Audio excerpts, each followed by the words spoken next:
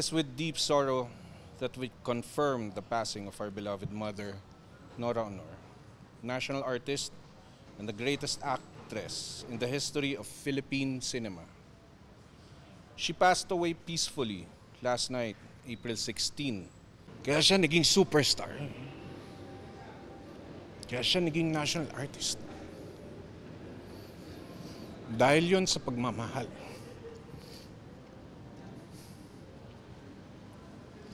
Dahil yun sa binigay na biyaya ng Panginoon. Marami kaming pinagdaanan, ngunit naging matatag kami dahil nakita namin naging matatag siya. Hindi lang para sa sarili niya, kundi para sa amin. Napaka-grateful po namin, Kuya, dahil sa halip ng mga busy nilang schedule, mas pinili po nilang makasama po kami, makiramay sa aming ina. Maraming salamat, Kuya Binoy, Tita V.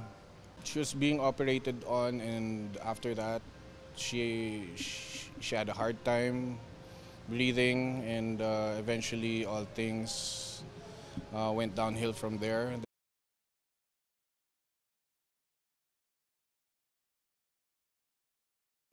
Okay lang, Kuya Lar. I'll be reading this. Yun. Anong gusto niyo iparating dito sa malungkot na pangyayari? Gusto mo iparating sa mga kababayan natin, sa mga tagahanga ng Pilipinas?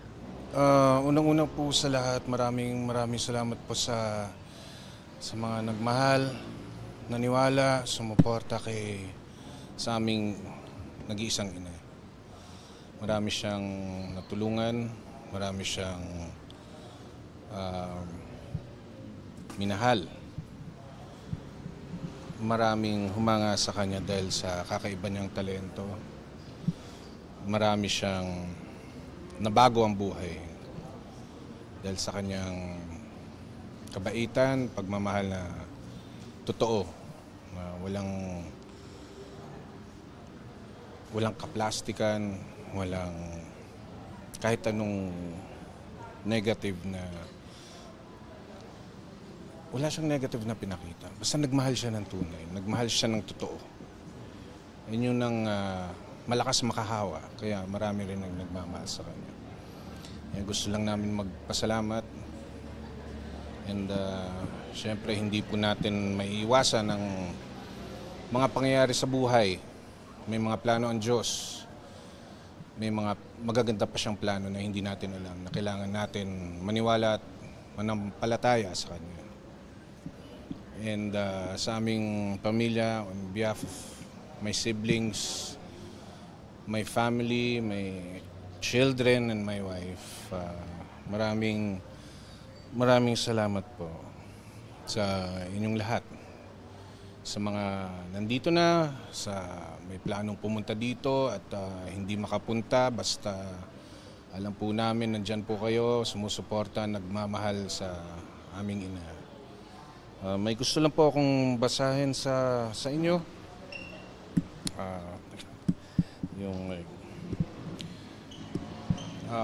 Pwede akong yes, ito galing po sa aming puso. I-generalize ko na lang po for social media purposes and para po sa ating lahat. It is with deep sorrow that we confirm the passing of our beloved mother, Nora Honor, national artist and the greatest actress in the history of Philippine cinema. She passed away peacefully last night, April 16, and surrounded by those who love her the most. From a very young age, our mom captivated hearts with her talent, grace, and unmatched voice. Over the decades, she built a career that shaped the very soul of our culture. Through song, through screen, and through every role she brought life with brilliance. Her contributions to the arts are immeasurable, and her legacy will live on in every performance, every melody, and every person she inspired.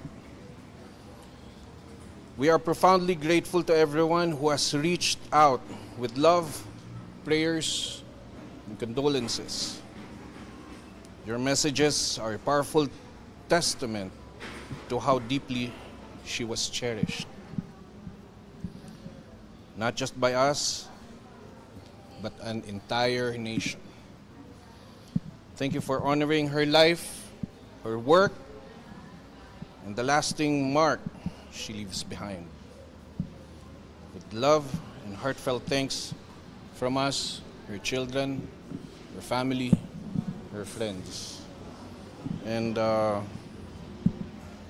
gusto ko lang po i-share, Kuya Lar, sa lahat ng nanonood, yung mga naiwan niyang alaala sa amin, mga aral, and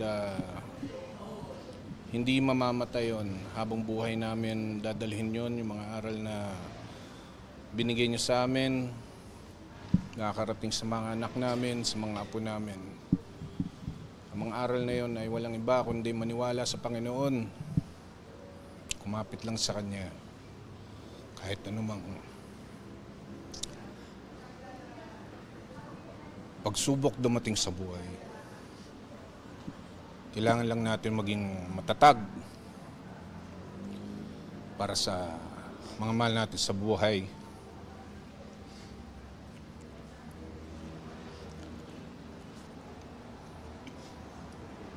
Sa pamilya namin. Ang mami namin, grabe magmahal yan eh. Alam natin yan. Grabe siya magbigay. Uunahin niya mga ibang tao bago ang sarili niya. Hinayaan niyang maging inspirasyon sa karamihan. Yung ginagawa niyang pagkakanta, paggagawa ng pelikula,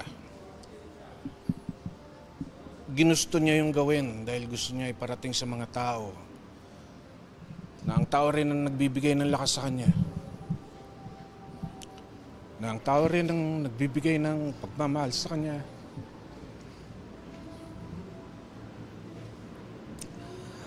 Kaya siya naging superstar.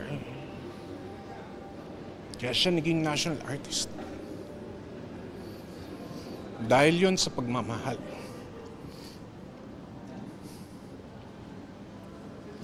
Dahil yun sa binigay na biyaya ng Panginoon, paniniwala kay Hesus Kristo. Marami kaming pinagdaanan, ngunit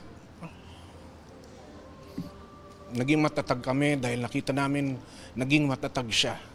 Hindi lang para sa sarili niya, kundi para sa amin. Kaya sa mga nagmamahal sa Kanya, sumusuporta sa Kanya, nagmamalasakit at nakakaintindi sa amin, maraming salamat po mula sa puso ko at sa mga kapatid ko, mga pamilya ko, asawa ko, mga anak ko, mga kaibigan naming totoo. Nakita namin yung buhay niya. Nakita nating lahat kung paano siya namuhay sa harapan ng masa, ng media, ng entertainment industry. At nakita rin namin siya kung paano siya namuhay sa amin, sa pamilya niya, sa personal. Marami kami natutunan.